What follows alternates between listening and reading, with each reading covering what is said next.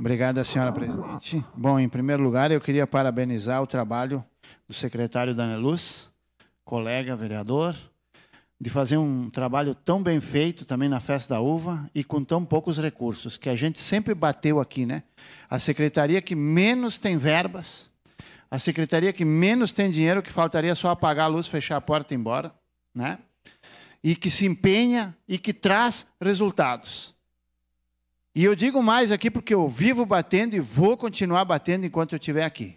A gente está esperando a lei das águas para fazer grandes mudanças, porque Caxias pode sim superar Gramado em turismo. Nós temos de sobra locais maravilhosos aqui para serem explorados no turismo e que hoje não se pode nem chegar perto. Tá? Nem chegar perto, não pode, que é crime. Então nós estamos esperando essas grandes modificações e quando elas acontecerem, se eu estiver aqui, quando acontecerem, com certeza absoluta, a Secretaria de Turismo será uma das maiores. E uma das que mais terá verba. E trará o resultado para Caxias do Sul.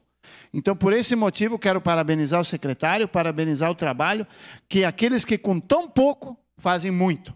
E esse é o verdadeiro liberalismo. Voto sim, senhor presidente. Obrigado.